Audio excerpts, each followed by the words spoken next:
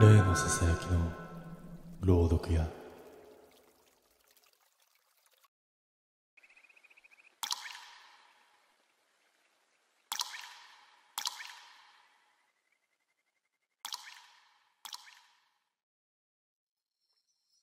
夜中、山寺の本堂に一人残っていた。昼間に終えた葬儀の余韻がまだ木の香りとともに漂っている。外は深い霧、灯明の揺らぎが壁に黒く脈打つ影を作っていた。祭壇の線香はまだ細く煙を立てている。ふと俺はその煙の流れに違和感を覚えた。上へ登るはずの白い筋がゆっくりと下へ沈んでいったんだ。一瞬風のせいかと思った。だが本堂は閉め切っている。窓も戸も固く閉ざされていて、空気は止まっている。煙はまるで何かに惹かれるように畳の目をなぞり、祭壇の前へと這っていく。そこだけ空気が逆さに流れているようで、喉の奥が冷たくなった。香炉の前に置かれた白木の位牌。その名は2日前に亡くなった老婆のものだった。死の前日まで、まだ呼ばれていないわ、と言っていたという。俺はその言葉を思い出し、煙の先を見る。畳の上に湿った黒いシミが浮かび始めていた。そのシミはゆっくりと広がり、やがて丸く人の顔のような形になった。灯明の火が一度だけパチリと音を立てて揺れた。その瞬間、香の煙がまっすぐ俺の方へと向かって流れ込んできた。目の前が白く曇り、肺の中まで誰かの息が入り込んでくるような感覚がした。そして耳の奥でかすかに聞こえた。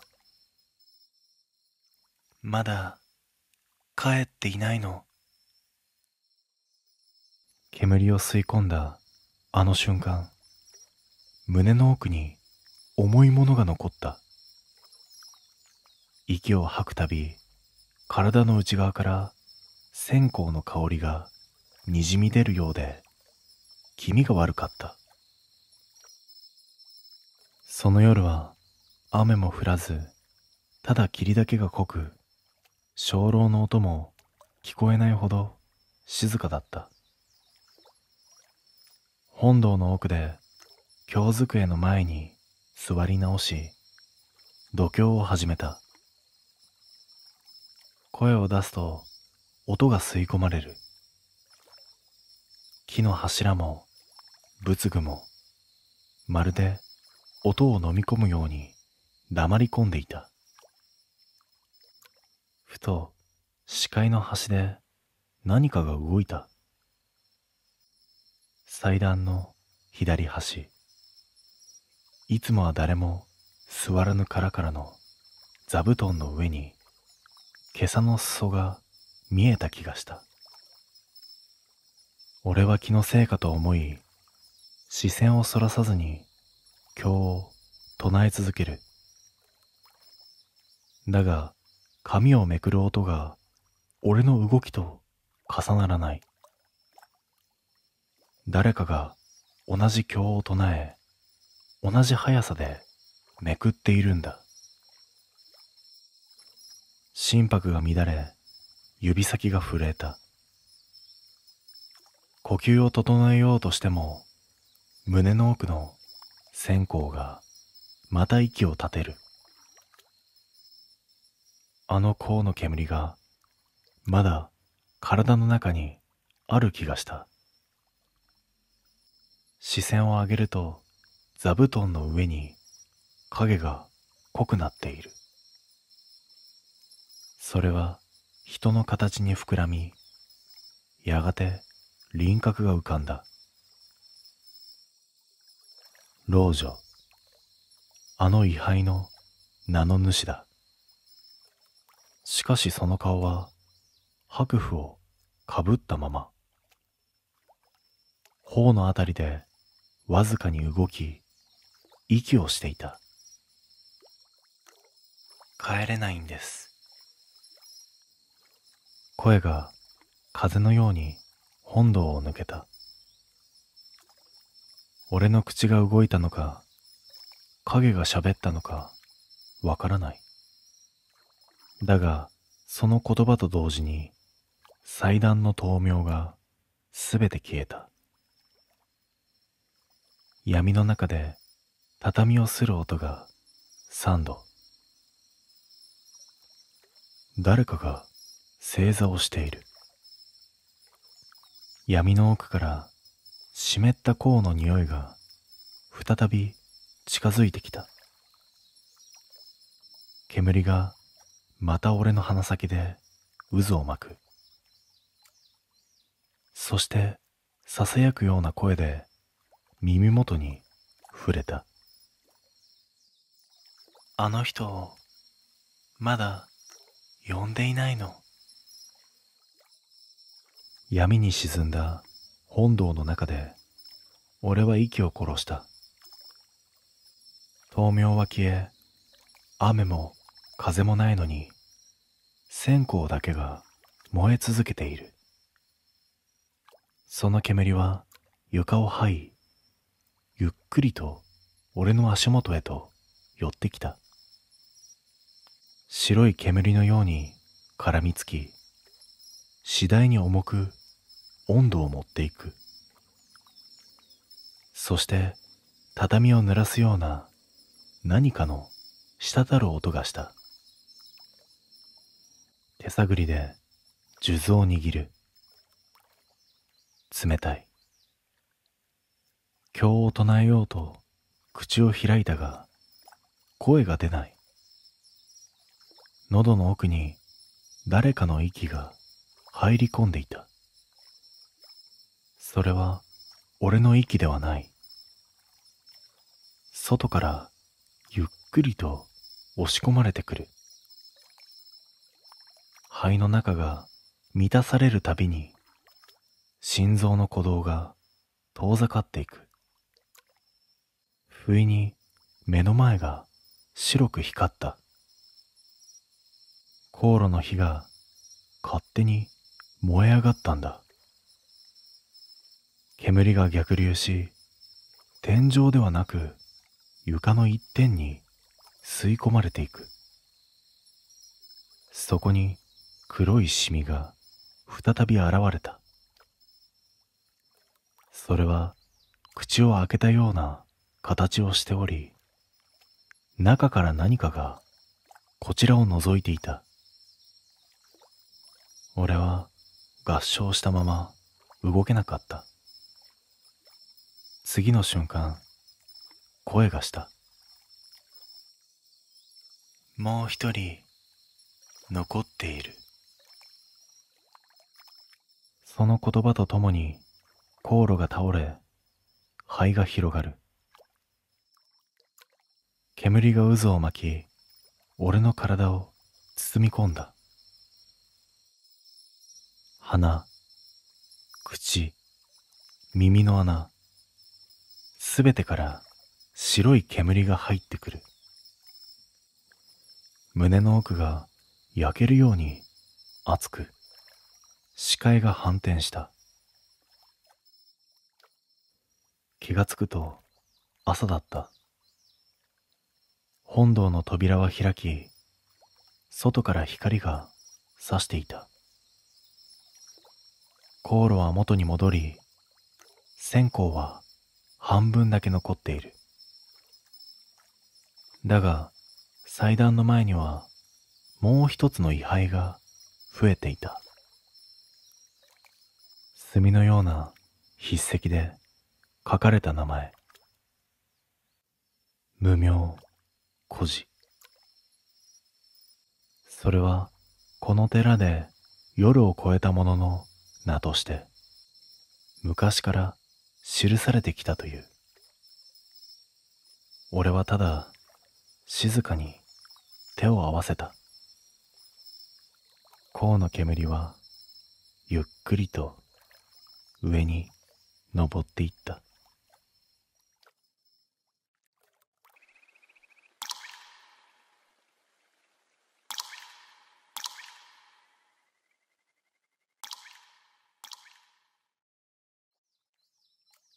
夏の終わり、寺の山裏の墓地で古い家の法事があった。3代にわたる供養だという。世主の老婦人が父の遺品を収めてほしいと言い、桐の箱を抱えてきた。蓋には薄い血のようなシミがあり、包んだ白符にも鉄の匂いが漂っていた。俺は慎重に受け取り、仏間の隅に置いた。その夜、法事の片付けを終え、本堂に残って読経をしていると、どこかでカタリと音がした。音は低く湿っていた。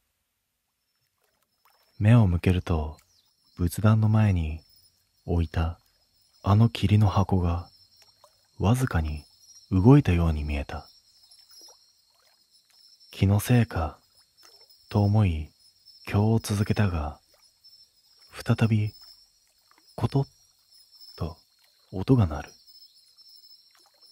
経机のろうそくが一人でに短く揺れた。俺は箱の前に座り、そっと蓋を開けてみた。中には数珠が一連、赤黒い布に包まれていた。玉の間には乾いた血の塊のようなものがこびりついている。鉄錆のような匂いが鼻を刺し、思わず手を離した。数珠が畳に落ち、玉がコロコロと転がっていく。だが止まると同時に畳の上に赤い点がにじんだ。まるで新しい血のように湿っていた。箱を閉じようとした瞬間、背後から誰かの息が触れた。低くかすれた声でささやくように。返してくれ。振り向いたが誰もいない。外は静かで、スズムシの声すら止んでいた。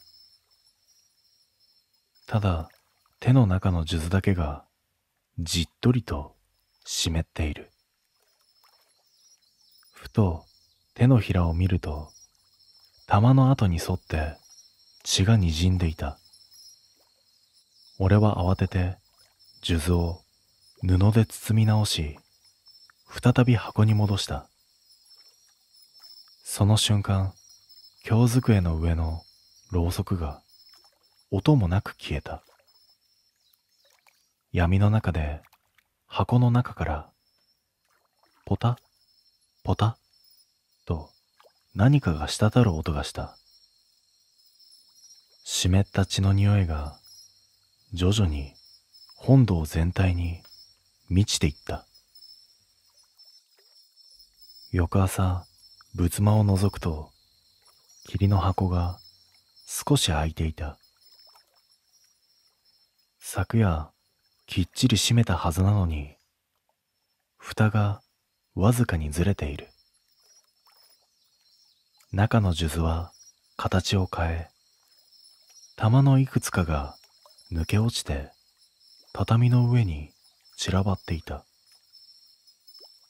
その後には小さな赤い点が並び、まるで歩いたように筋を描いていた。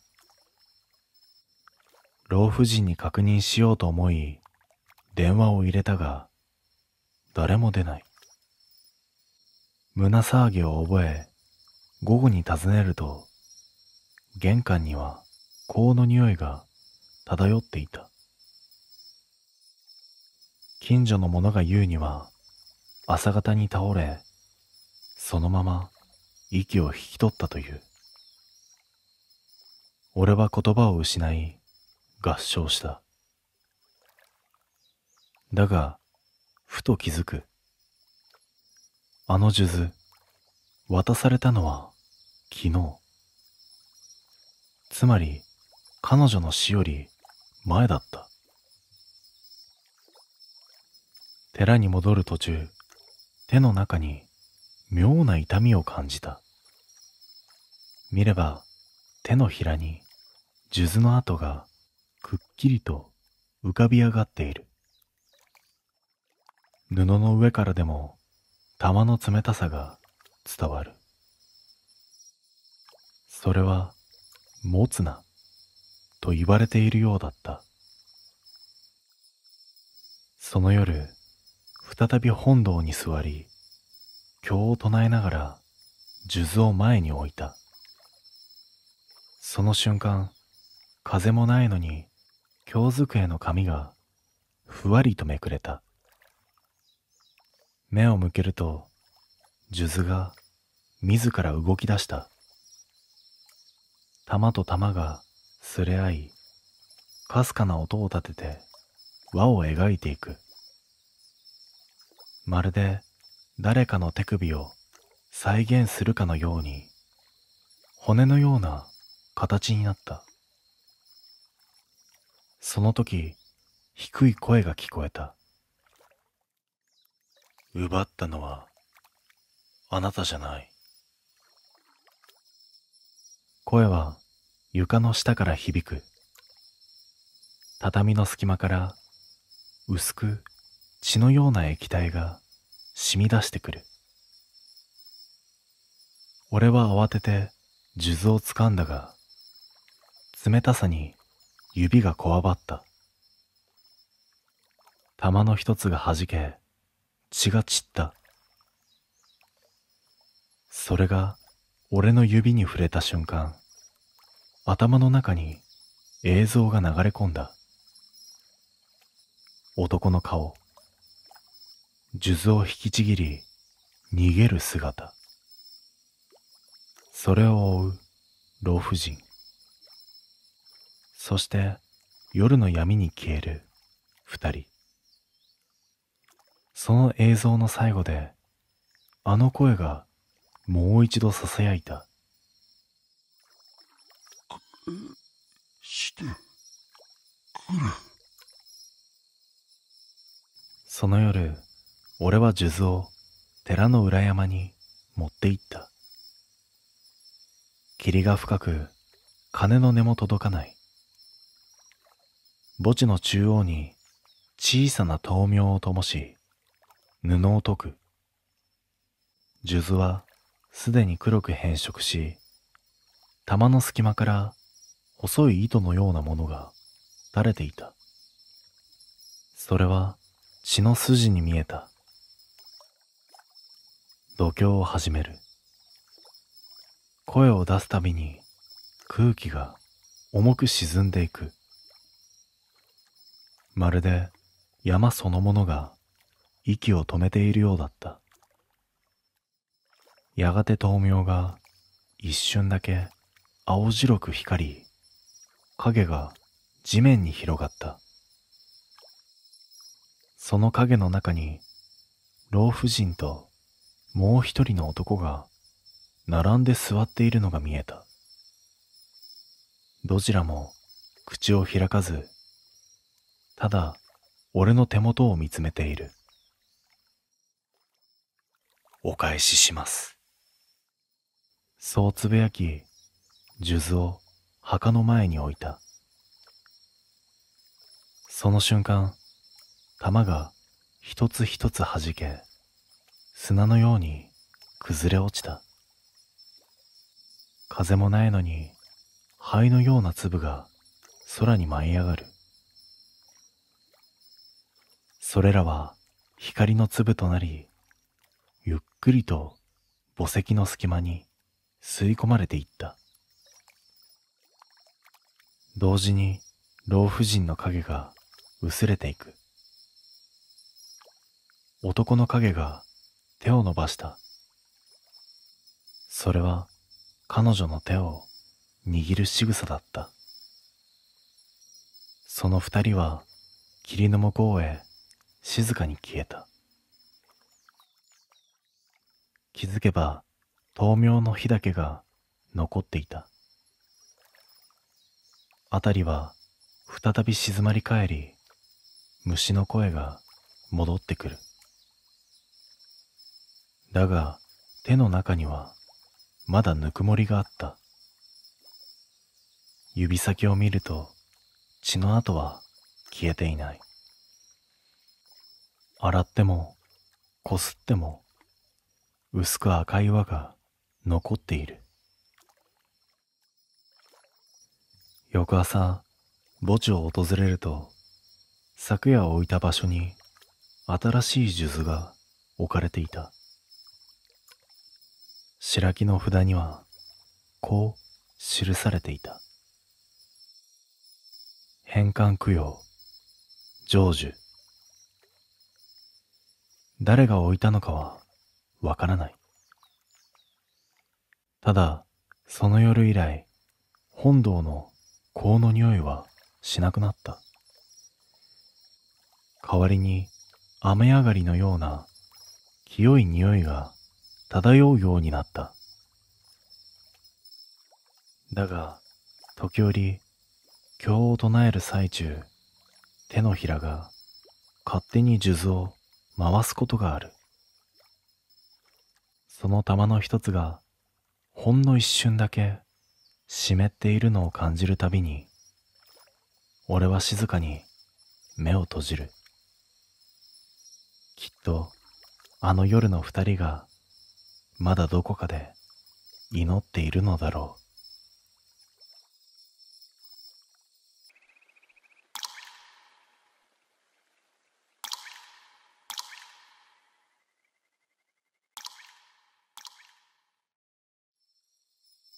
夕方の法要を終えた後、本堂の空気が妙に重かった。人々が帰り、静寂が戻ると、あたりはまるで水の底のように沈む。灯明が二つだけ残り、天井の梁を赤く照らしていた。俺は経机を整え、最後の度胸に入ろうとした。だが、経巻を開いた瞬間、背後から布ずれの音がした。誰かが動いている。振り向くと、祭壇の脇、鏡のように磨かれた漆の柱に、俺の姿が映っていた。だがそこで息が止まる。映っている俺は黒袈裟を着ていた。今日の法要で俺が身につけていたのは灰茶の法衣のはずだ。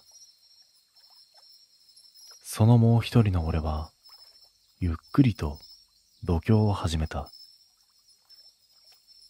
声は出ていないのに口だけが動く。経巻をめくる仕草まで完全に同じだった。ただ目が違う。黒い、光を映さない。ぞくりとした瞬間、風もないのに灯明の火が長く伸びた。炎が柱を舐め、影を揺らす。黒げさの俺が立ち上がる。その動きと同時に背後の戸がとなった。振り返っても誰もいない。ただ畳に黒い布の裾が一筋残っている。俺は思わずその後を追った。廊下の奥、栗へと続く通路の先に黒げさの影がスーッと消えていく。胸が圧迫されるように苦しく、呼吸が浅くなった。誰かいるのか？声が出た瞬間、天井裏から乾いた音が落ちてきた。見上げると梁に吊るされた袈裟がゆらゆらと揺れている。それは先代住職の残したもの。決して手を触れるなと言われた弔いの袈裟だった。炎がパチリと弾けた。振り向くとさっきの黒い影がもう一度柱の中に戻っていた。今度は俺の方を向き、唇を動かしている。耳を澄ませると音にならない声が確かに聞こえた。次はお前の番だ。あの夜から本堂の空気が変わった。朝の鐘をつくと必ずもう一つ音が返ってくる。しかも少し遅れて低い音で、まるで俺の後ろで別の誰かが同じようについているようだった。本堂の中央には先代住職の位牌がある。俺はその前で毎朝読経をしていた。だが数日前から妙なことに気づいた。経を唱える声がいつもより少し熱いんだ。一人で唱えているはずなのに、確かに声が重なって響く。俺は思い切って声を止めた。それでももう一つの声が続いていた。祭壇の奥からくぐもった読経の声。声は次第に鮮明になり、畳を伝って足元まで震えるように響く。灯明が揺れ、柱に映る影が二つに分かれた。一つは俺、もう一つは黒げさの影。柱の中から抜け出すように、その影はゆっくりと形をとっていく。だが顔がない。顔の位置には黒い穴のような空白だけがあり、そこから白い息のようなものが漏れていた。俺は息を飲み、後ずさった。その瞬間、頭の中に言葉が流れ込んできた。これを着た者、弔われず。意味を理解するより先に手が勝手に動いた。祭壇にかけてあった古い袈裟を取り下ろし、広げてしまったんだ。布は重く湿っていた。指先に触れた部分からじんわりと温かい液体が染み出す。まるでまだ生きているような体温。布の折り目には古い灰が挟まっていた。灰の中から爪のようなかけらが一つ転がり落ちた。息が止まった。それは明らかに人のものだった。度胸の声が止んだ。影が消えた。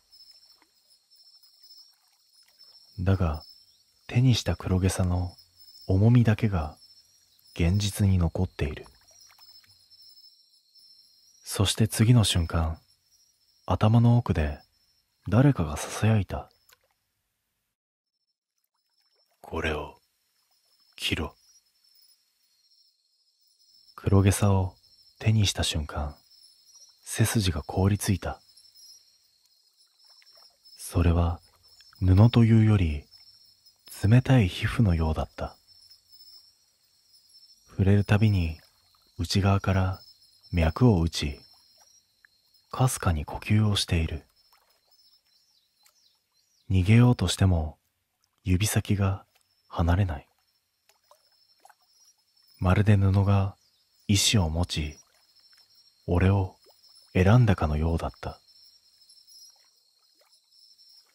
早く切ろ。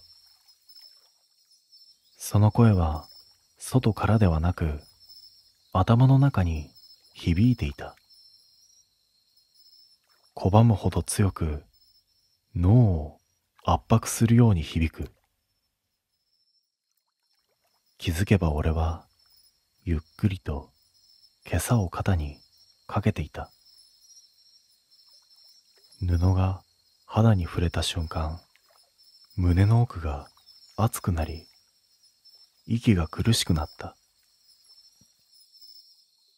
次の瞬間、視界が反転した。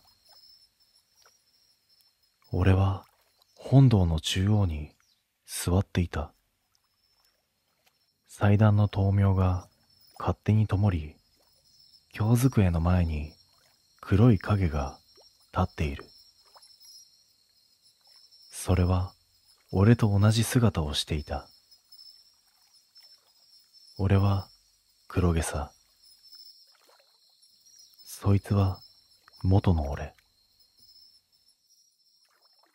供養が終わっていない。声が二重に響く。黒袈裟の俺が経を唱え始める。声が重なり、本堂の空気が震えた。祭壇の花が落ち、線香が逆さに折れる。その時、天井から灰がふわりと舞い降りた。先代住職の遺影の額縁が一人でに傾き、ゆっくりと倒れた。中から古びた写真が一枚落ちる。そこには黒袈裟をまとった先代と、その隣に立つ俺が映っていた。いや、俺によく似た誰かだった。名の欄には薄れて読めぬ墨の文字。ただ一部、次という字だけが残っていた。理解をした瞬間、灯明が一斉に消えた。暗闇の中で黒袈裟の内側から無数の手が伸びてきた。骨のように細い指が俺の体を包み、胸の奥へと沈んでいく。息が詰まり、声も出ない。最後に見たのは、祭壇の前で合唱をしているもう一人の俺だった。朝、寺の僧たちが本堂に入ると、経机の前に座る住職の姿があった。黒袈裟を身にまとい、穏やかな顔で合唱をしたまま動かない。脇には古い法衣が畳まれ、灰茶の布に血のようなシミがあった。その日からこの寺の朝の鐘はいっつも二度鳴る。朝は澄んだ音、次に少し遅れて低い音。まるで二人の住職が同じ祈りを捧げているかのように。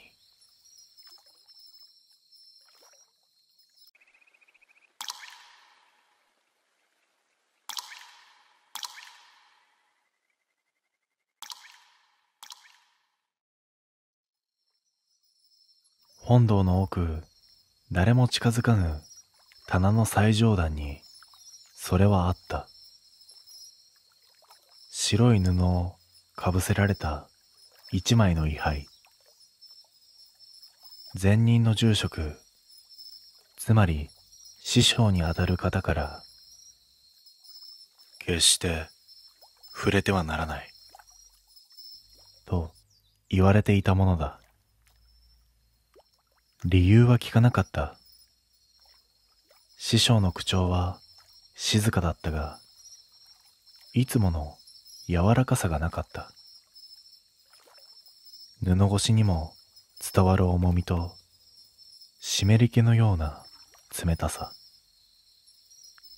ただの位牌とは思えなかった。師匠が亡くなって6年。その間、一度も布は外されていない。だが、先月あたりから奇妙なことが起き始めた。夜中に本堂へ行くと、あの棚の周りだけ空気がざらつく。まるで湿った砂を吸い込んだように喉が重くなる。灯明を灯すと、炎が布の方へ傾いた。ある夜、風のない本堂で、カサッと音がした。見上げると、白符の端が揺れている。俺ははしごを持ち出し、ゆっくりと近づいた。手を伸ばすと、布の下からかすかな香の匂い。それは古い葬儀の匂いだった。指先が布の縁に触れた瞬間、布の下から低い声がした。まだ終わっていない。息を飲んだ。誰かのささやきのようでもあり、風のような音でもあった。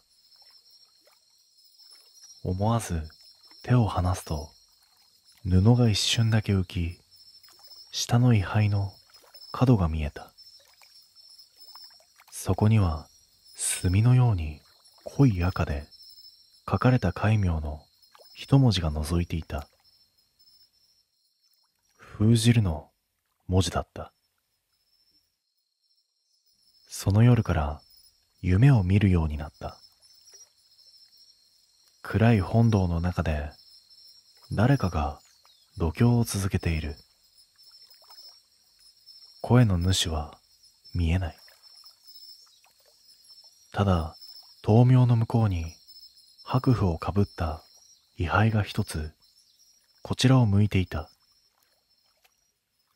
夢の中でもその布は決して外せなかった。だがある朝、布の隙間から明らかに誰かの指が覗いていた。翌朝、恐る恐る棚を見上げた。白符はそのままだったが、裾の一部が指先ほど破れている。破れ目の内側には墨ではない赤い線がにじんでいた。乾いた血のようにも朱印のようにも見えた。気味が悪くなり、位牌を見上げたまま合掌した。その時、わずかに布が膨らんだ。内側から息を吸い込むように。まるで中に何かがいるようだった。日中、参拝客が途絶えた頃、師匠の弟弟子である老僧が訪ねてきた。彼は白符を見上げるなり、険しい顔をした。まだそれを置いてあるのか。低い声で言う。俺は事情を尋ねたが、老僧はしばらく黙ってからこう言った。その中に眠っているのは位牌ではない。封印だ。かつてこの寺で師匠が供養を試みた僧がいたという。彼は祈りの最中に異形の声を呼び、心を壊した。供養の途中で経を乱し、炎の中に姿を消したんだ。それを師匠が封じた、と老僧が言った。俺は震えながら尋ねた。なぜ封じたままに？老僧は答えなかった。ただ目を細めてつぶやいた。封を解くのは呼ばれた者だけだ。その言葉が耳に残ったまま夜を迎えた。雨が降り出し、屋根を叩く音が絶え間なく響く。本堂で灯明を灯すと、光がわずかに白符を照らした。割れ目の奥が動いた。指ではなかった。小さな口のような裂け目がゆっくりと開いていた。そしてそこから声が漏れた。読め。名を呼べ。体が勝手に経巻を開いた。文字がにじみ、墨が生き物のように這い回る。どの行にも同じ言葉が浮かび上がった。封を解け。封を解け。封を解け。灯明の炎が一瞬で消え、闇の中で布が裂けた音がした。その奥から黒い手が伸びてきた。爪の間から赤い糸も垂れていた。闇の中で裂けた布の向こうに何かがいた。黒い手が畳を叩くたび、部屋の温度が下がっていく。それは腕だけではなかった。布の中から無数の指が這い出てくる。その一本一本に赤の糸が絡みついていた。糸の先は俺の足首に結ばれている。動けなかった。指がゆっくりと引くたびに体が前へ引き寄せられる。息をするたび胸の奥が締め付けられる。頭の中であの声が繰り返す。名を呼べ。呼べ。気づけば教官の文字が勝手に浮かび上がっていた。墨の行が赤く染まり、文字が形を変える。それは名前だった。読めば何かが起きると分かっているのに、口が勝手に動いた。法院道元。その瞬間、布の下から風が吹き上がった。白布が舞い上がり、位牌があらわになる。表面には焼け跡とともに黒い穴がうがたれていた。穴の奥から誰かが覗いている。目ではない。空洞そのものが俺を見ていた。次の瞬間、轟音とともに灯明が再び灯った。だが炎は白く、音もなく燃えた。畳が波打ち、棚が崩れ落ちる。その中で位牌が床に落ちた。カランと乾いた音を立て、4つに割れた。そして静寂。気づけば俺は仏間の中央に倒れていた。破れた布が体にかかり、指先には赤い糸の跡が残っている。周囲を見渡しても位牌は跡形もなかった。ただ棚の奥に新しい木札が立てられていた。墨の筆跡はまだ乾いておらず、こう記されていた。封印、成就、供養者、〇〇住職。〇〇の部分は俺の名だった。以後、この寺では誰も封じられた位牌を見ていない。だが、夜の度胸の最中、本堂の上座にだけ白符が一枚かけられている。誰も置いた覚えはない。その布の下からかすかに声が聞こえる。もう一人残っている。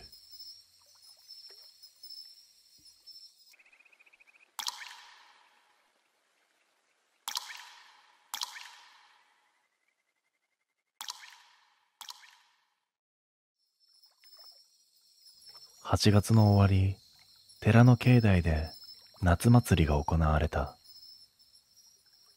灯籠が並び、子供たちの笑い声がやきに溶けていく。賑やかなその中心で、一つだけ妙に冷たい空気の場所があった。本堂へ続く参道脇、地蔵堂の前だ。その地蔵は昔から笑っていると評判だった。丸い頬と細い目元、ほんのり口角が上がっている。だが、祭りの準備中に見たとき、その表情が少し違った。口がわずかに開いていたんだ。石のくぼみが暗く、黒い影を宿しているように見えた。夜になると風が止まり、セミの声が遠のく。屋台の明かりが揺れ、地蔵の前だけ薄暗い。俺は見回りをしながらその前を通り過ぎた。その瞬間、鈴の音が鳴った。振り返っても誰もいない。ただ地蔵の足元の供え物、団子が一つ転がっていた。翌朝、境内は静まり返っていた。掃除をしていた子供が泣きながら駆け寄ってきた。お地蔵様、笑ってる。その声に促されて見てみると、確かに昨日よりも口が大きく開いていた。石の唇の隙間から湿ったような黒い筋が流れ出している。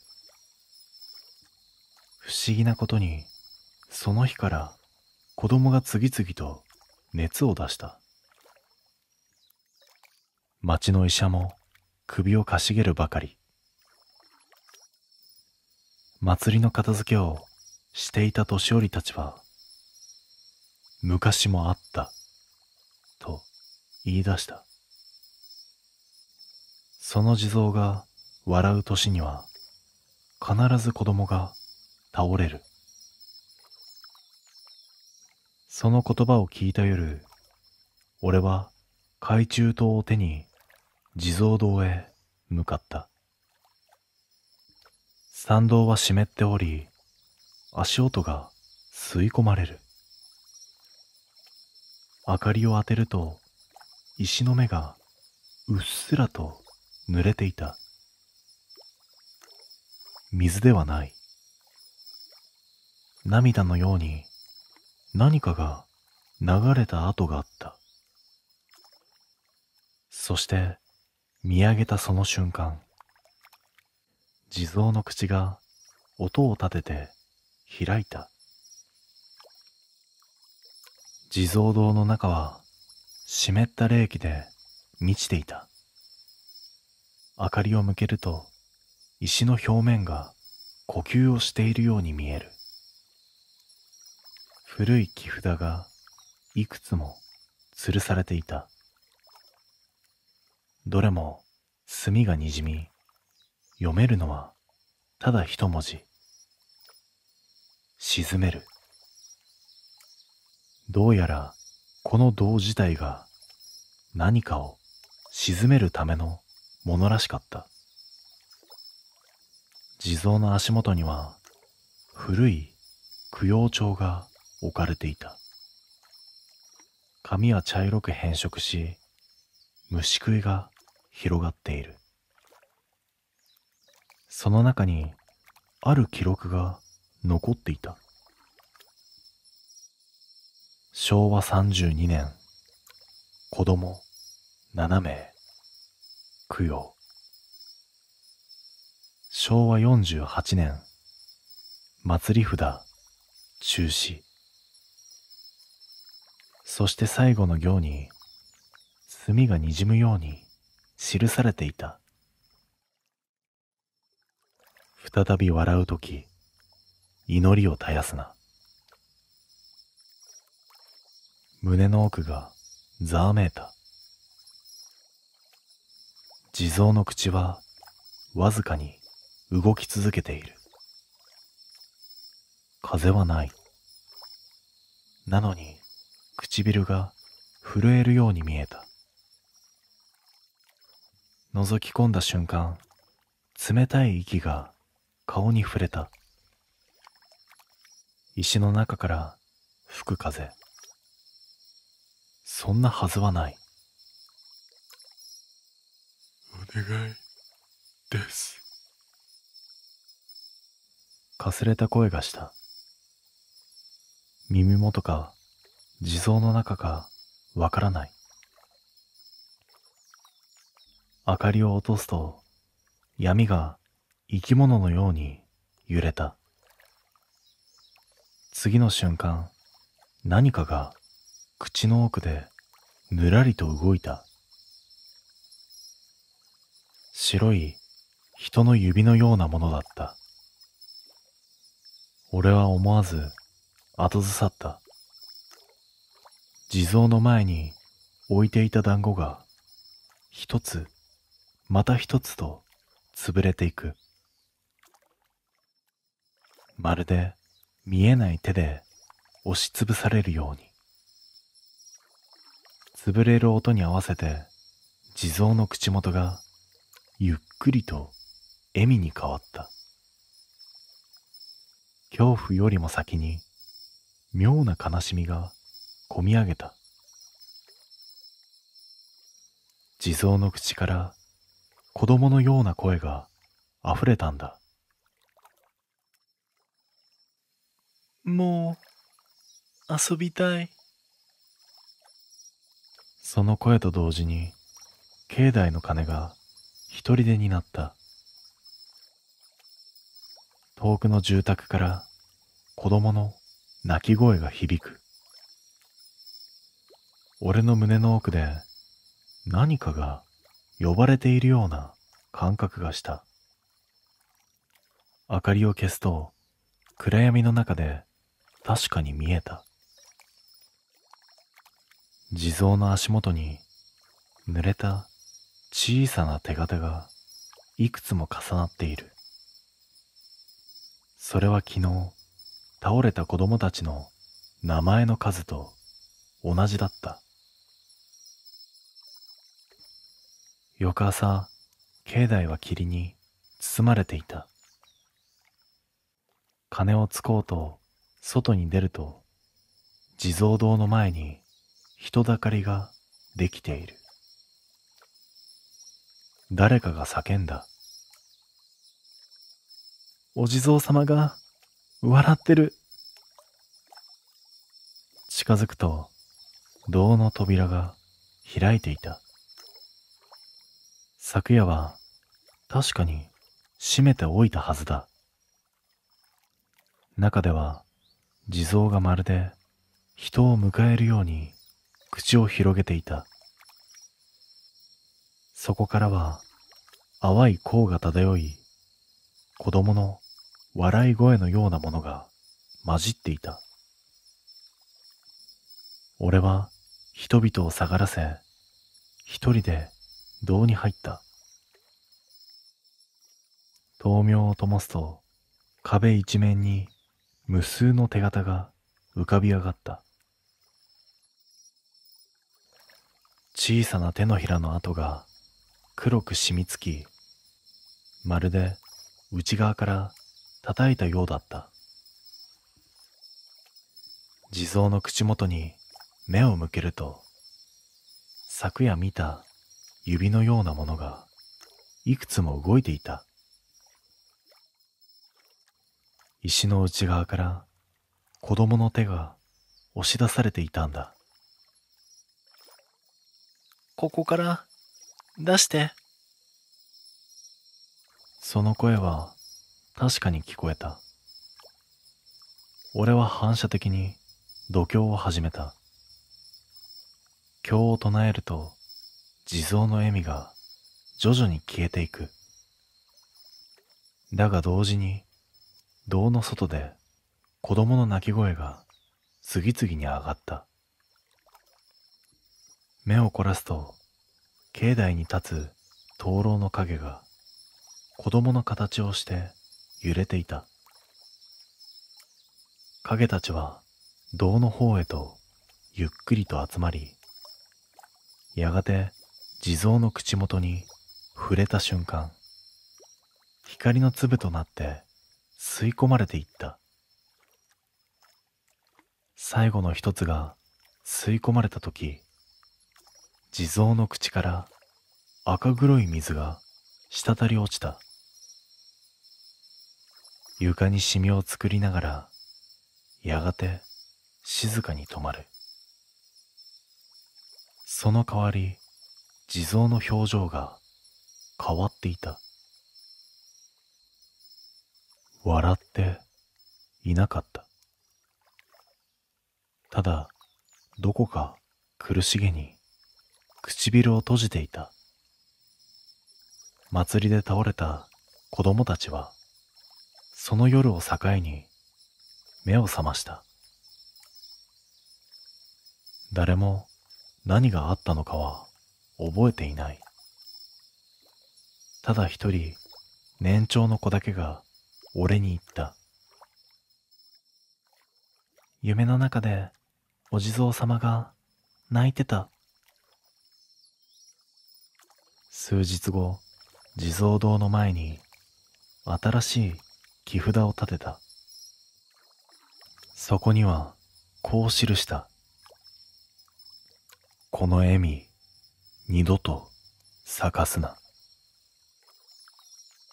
以来、地蔵の表情は穏やかなまま動かない。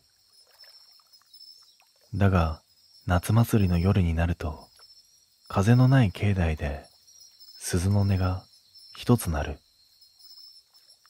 その音を聞いた者は、皆同じことを言う。確かに、誰かが笑った、と。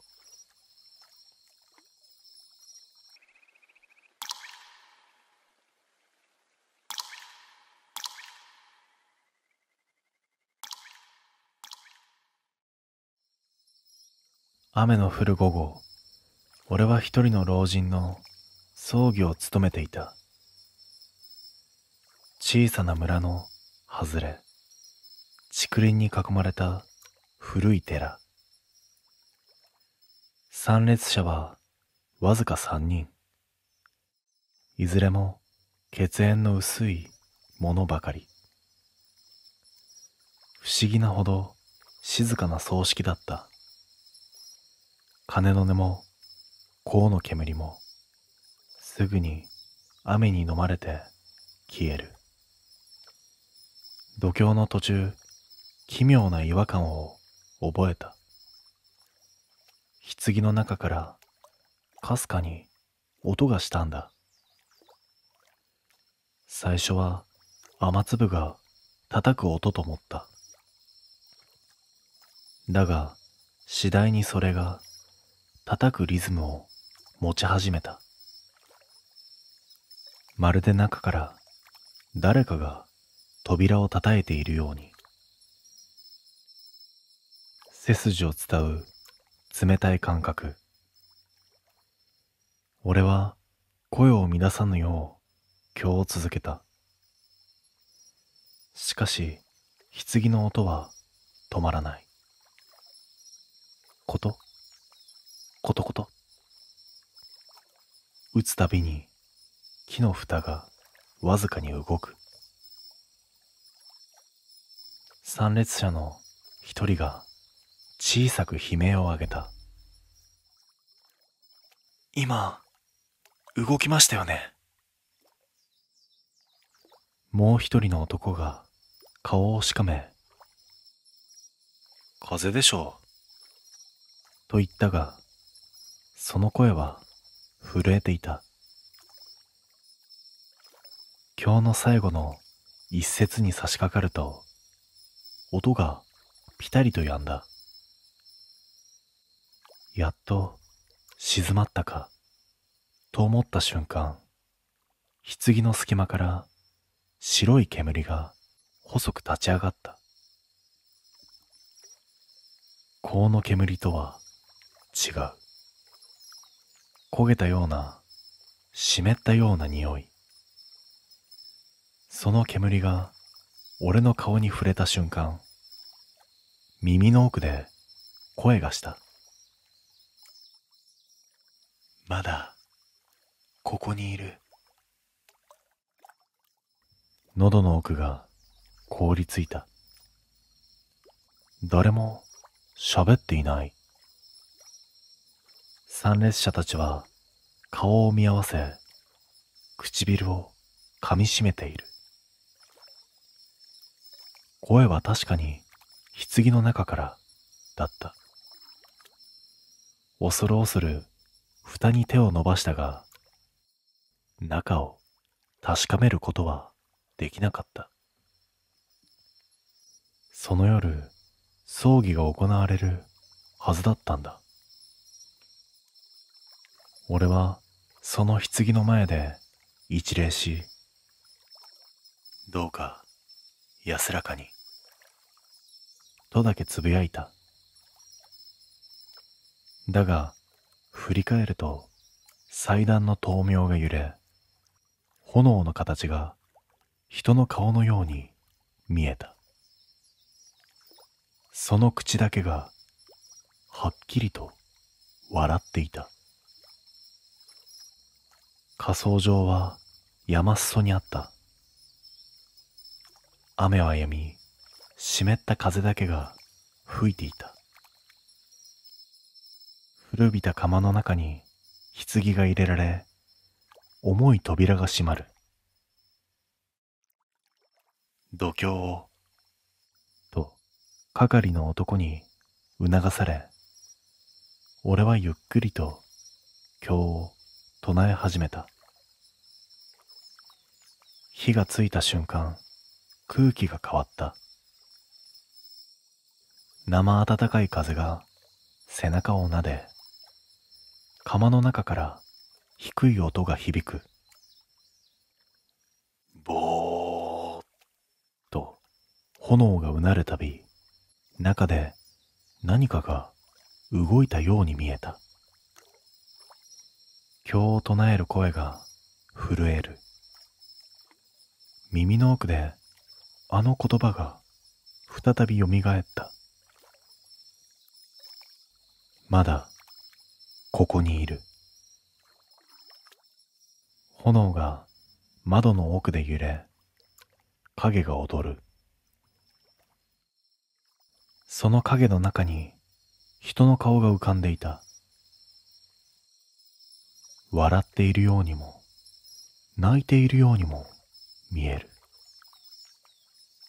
やがて窯の中からコトンと何かが落ちる音。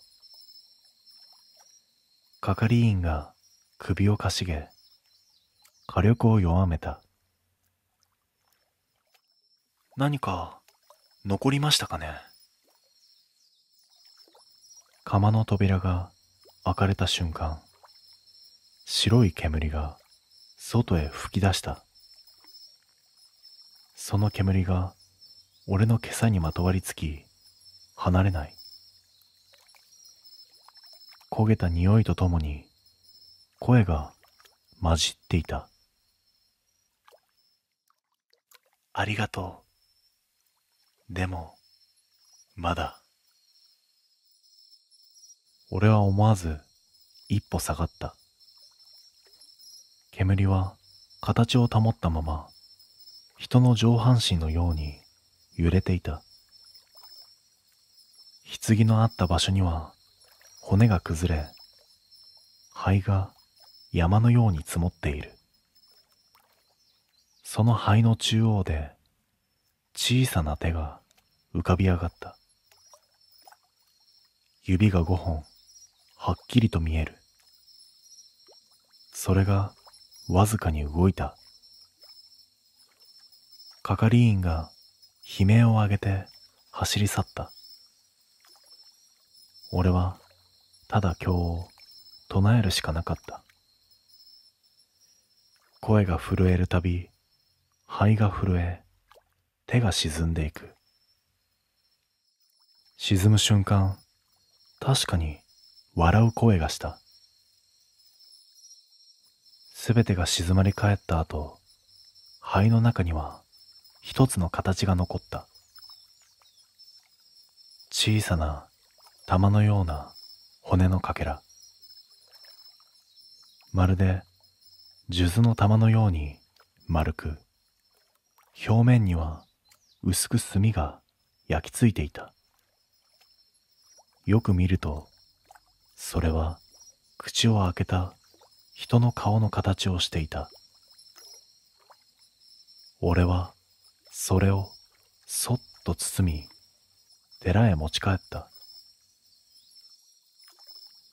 だが夜、仏間に置いたその包みから再び声が漏れた。これで終わりではない。包みを本堂の祭壇に置いた夜、寺の空気が変わった。風もないのに灯明が揺れ、教官が勝手にめくれ始めた。外では虫一匹鳴かない。時間そのものが止まったような静けさだった。包みの中の骨の玉がかすかに転がる音を立てた。ここでは眠れない。確かに声がした。耳元ではない。頭の内側で誰かが囁いている。俺は慌てて経を唱えた。声が震える。しかし一節ごとに包みの布がゆっくりと膨らんでいく。中で何かが動いているんだ。唱えるのをやめると、布の中から再び声がした。まだ呼んでいる。その瞬間、灯明がすべて消えた。暗闇の中、包みが淡く光を帯びる。中から浮かび上がったのは焼け焦げた顔。皮膚のない口がゆっくりと開いていく。そして俺の声でこう言った。ありがとう。これで終わる。そう聞こえた次の瞬間、光がはじけた。眩しさに目を閉じ、開けると包みは消えていた。祭壇の上には灰がわずかに残り、その中央に一つの文字が焼き付いていた。供養。静まり返った本堂に外の風が戻ってきた。竹林が揺れ、虫の声が一斉に鳴き出す。ようやく終わったんだと胸の奥で安堵したその時、経机の上の数珠が一人でに転がった。玉が一つかけ、畳の上で止まった。その玉の表面には小さな口の形が刻まれていた。翌朝、参拝に来た老婦人が俺に言った。住職さん、今朝方ね、夢で見たの。あの人がありがとうって言ってたわ。俺は微笑んでうなずいた。だがその声を聞きながら、ふと本堂の奥に視線をやると、祭壇の影の中に人影が立っていた。焼けた袈裟をまとい、こちらを見て微笑んでいた。その唇がゆっくりと動いた。今度はあなたの番です。